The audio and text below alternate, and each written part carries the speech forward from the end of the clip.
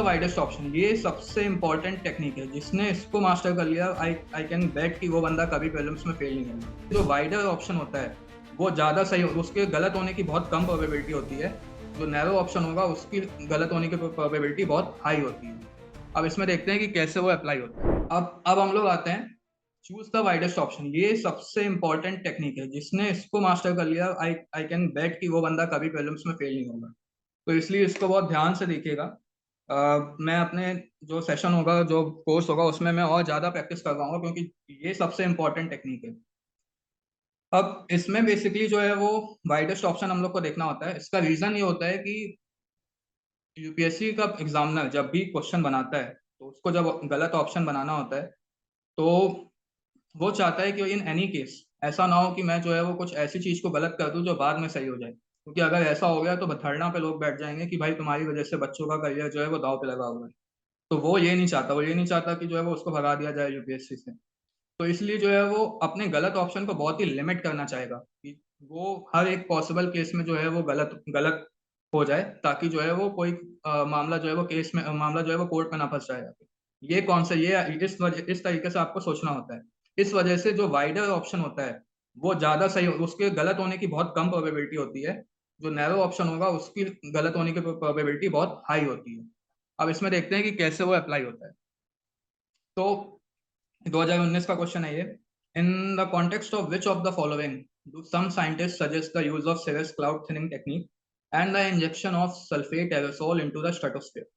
Options हैं creating the artificial rain in some region, second है reducing the frequency and intensity of the tropical cyclone, third है reducing the adverse effects of the solar wind on the earth, and fourth is reducing the global warming. तो अब option पढ़ो। अब इसमें आपको widest option देखना है, widest option कौन सा हो सकता है।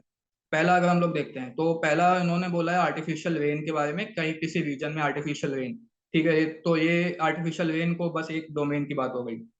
सेकंड है reducing the frequency of cyclone, cyclone को भी लिमिट कर दिया ट्रॉपिकल साइक्लोन में।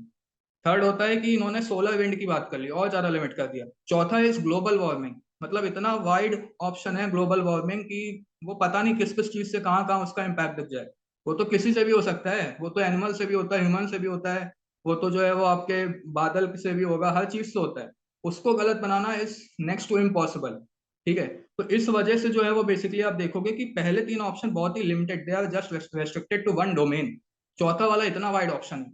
तो आंसर इसलिए ये होगा, इसको गलत नहीं बनाया जा सकता। ये आप लॉजिक लगाओगे एंड इसका आंसर आपका आ जाएगा। ऐसे ही एक और देखते हैं। 2016 का क्वेश्चन है।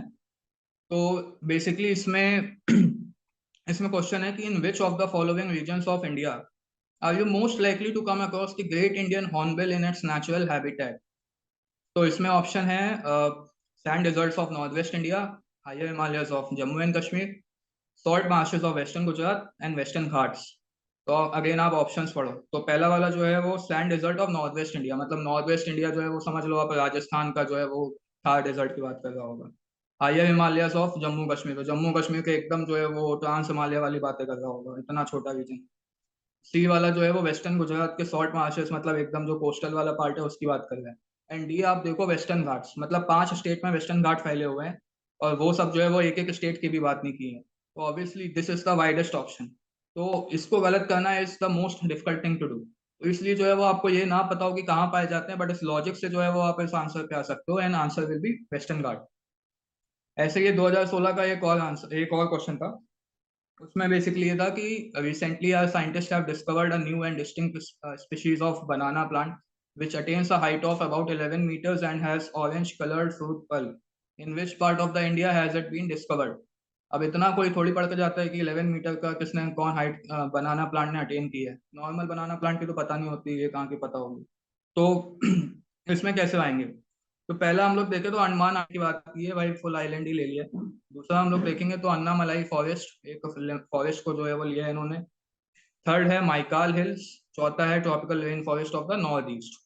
तो पहले को अगर आप छोड़ दो, बाकी तीनों को आप देखोगे तो अन्नामलाई फॉरेस्ट, मतलब एक बस एक फॉरेस्ट की बात की है जो कि साउथ सदर्न इंडिया में प्रेवलेंट एक छोटा सा रीजन।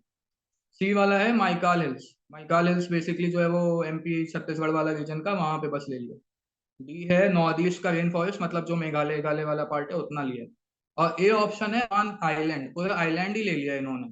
अब ऐसा वो भी आइलैंड, वो ऐसा है अंडमान निकोबार कि वहाँ की बायोडाइवर्सिटी फ्लोरा फौना बहुत ही रिच है, तो वो लॉजिक भी जाता है। प्लस आइलैंड इतना बड़ा रीजन होता है, वहाँ पे क्या हुआ है क्या नहीं हुआ है वो तो मतलब वो हो भी सकता है कि अगर मान लो यहाँ बाकी जगह पे हुआ हो तो उसमें भी चांस है कि वो हो सकता है।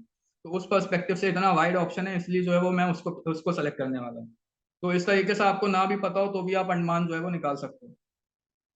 अब ये वाला मैंने 2020 में जैसे आया था, उस समय मुझे पता नहीं था ऐसी चीजें, तो ये मैं उस समय गलत करके आया था, लेकिन अब अगर मैं होता तो मैं सही करता इसको।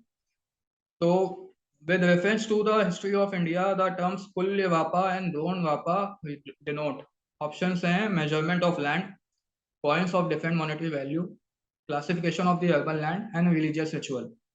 तो मैंने आपको जैसे यहाँ पे बताया था कि इसमें मैंने जैसा आपको बताया था कि टू सिमिलर टाइप्स वाला, इसमें दो चीजें अप्लाई होंगी, एक तो टू सिमिलर टाइप्स वाला, एक होगा odd one out widest and narrowest वाला, दो चीजें दो टेक्निक्स लगने वाली। तो टू सिमिलर टाइप पहले देखते हैं कैसे लगता है। तो इसमें आप अगर ऑप्शन ए और सी देखो तो इसमें जो है वो लैंड की बात की गई है, measurement of land and classification of the urban land. तो जैसा मैंने कहा कि 80-90% जो है वो टाइम्स ऐसा होता है कि आंसर इन्हीं दोनों में से एक होगा। अब आप फाइनल आंसर पे कैसे अराइव करते हो वो आपकी स्किल और आपके पीवाईक्यू की प्रैक्टिस पे डिपेंड करता है। तो आप measurement of land and classification of the urban land, तो आप अगर आप ऑप्शन सी देखो तो इसने लैंड को लिमिट कर दिया है अर्बन लैंड में। तो बेसिकली बहुत ही नैरो ऑप्शन बना दिया है, और ये इतिहास की बात है, हिस्ट्री की बात है, तो उस समय तो अर्बन लैंड होता भी नहीं था, सब गाँव वाँव होते थे, तो और ज्यादा जो है वो सोचो कि और ज्यादा लिमिट कर दिया है। A option is measurement of land, मतलब कितना वाइड ऑप्शन है ये। तो बेसिकली इस वजह से जो है वो अगर मुझे ए और सी में चूज करना होगा तो मैं ए ऑप्शन चूज करूंगा, ना कि सी। तो इस तरीके से जो है वो आप आंसर पे आ सकते हो, जबकि मैंने ये वर्ड वहां पे सुने भी नहीं है, कुल व्यापार द्रवण व्यापार मुझे पता भी नहीं, अब भी नहीं पता एग्जैक्टली क्या होता क्या है, बट ये इस तरीके से मैं आंसर पे आ सकता हूँ इसमें।